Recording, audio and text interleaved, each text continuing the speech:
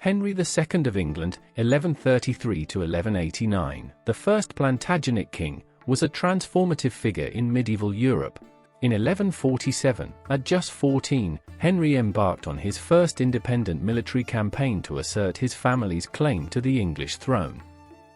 Commanding a modest force of mercenaries, he crossed the Channel to challenge King Stephen. Although the campaign ultimately faltered due to inadequate resources and support, it showcased Henry's emerging strategic acumen and personal courage. This audacious endeavor was a testament to Henry's determination and precocious sense of responsibility. The campaign, despite its logistical challenges, underscored his willingness to take calculated risks in pursuit of his objectives. It also highlighted the importance of resource management and coalition building, lessons that would prove invaluable in his later military and political efforts. Henry's leadership during this period earned him the respect of his followers and cemented his reputation as a rising power in the ongoing conflict. Moreover, the 1147 campaign offered Henry an opportunity to test his mettle in the complex arena of medieval warfare.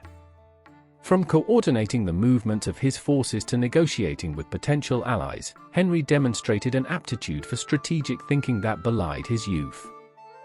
While the campaign's immediate objectives were not realized, the experience reinforced Henry's resolve to continue his pursuit of the throne, laying the groundwork for his eventual success. 1149 – Knighthood and diplomatic alliances.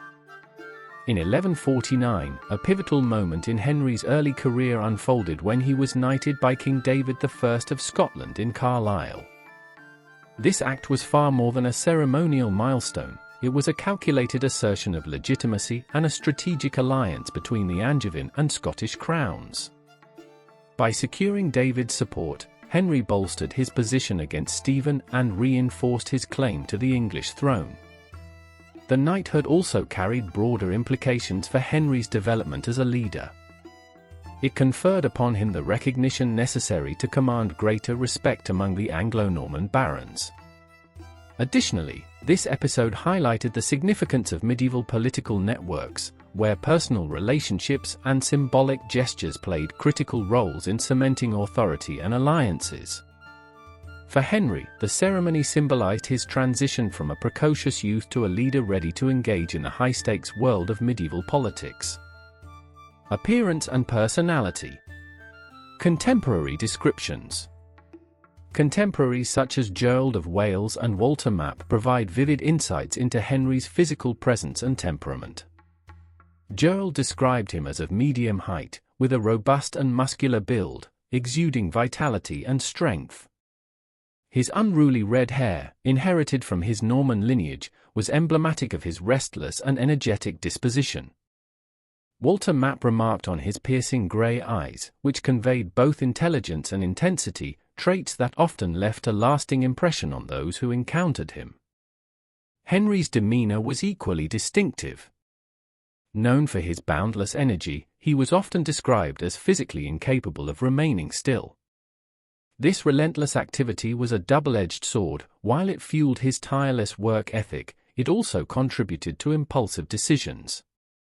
His sharp wit and volatile temper, frequently remarked upon by his contemporaries, added further complexity to his character. Illustrative anecdotes. Henry's impetuous temper was infamous. One well-known anecdote recounts how, in a moment of rage, he threw himself onto the floor, gnashing his teeth and tearing at the rushes. Such episodes revealed the intensity of his emotions and his ongoing struggle to temper them. Yet, these outbursts were counterbalanced by moments of calculated restraint, evidencing his capacity for strategic thinking when the stakes were highest. Equally notable was Henry's indefatigable work ethic. He personally oversaw legal cases, often presiding over judgments for hours on end. His itinerant court, which traversed his territories, enabled him to maintain direct oversight of governance. This hands-on approach earned him a reputation for diligence and justice, even as it placed considerable strain on his subordinates, who struggled to match his relentless pace. Interpersonal dynamics.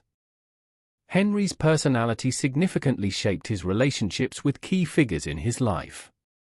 His charisma and intellect earned him admiration, yet his fiery temper and relentless demands frequently caused friction.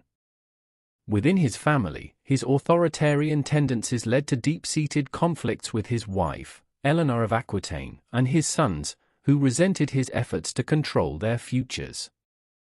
His relationship with the church was equally fraught. While his administrative reforms strengthened royal authority, they often brought him into conflict with ecclesiastical leaders, most notably Thomas Becket. Henry's impatience and volatility exacerbated these tensions, culminating in the notorious murder of Becket in 1170. With his barons, Henry balanced respect with suspicion. While his ability to inspire loyalty was undeniable, his centralizing policies alienated certain factions. Nevertheless, his strategic acumen and magnetic leadership enabled him to maintain a precarious equilibrium, consolidating power without igniting widespread rebellion. Public persona versus private struggles. In public, Henry exuded confidence and decisiveness, captivating audiences with his eloquent and commanding presence. His ability to connect with individuals across the social spectrum was a cornerstone of his leadership.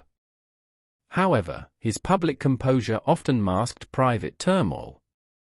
His temperamental nature and unrelenting drive strained relationships within his inner circle and contributed to the familial and political discord that characterized his later years.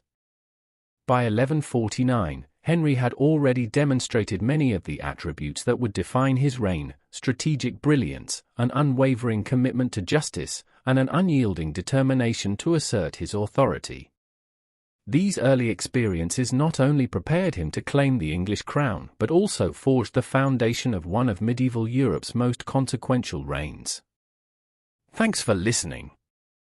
Like, comment, and subscribe to Medieval Chronicles 1066 for more explorations in medieval history.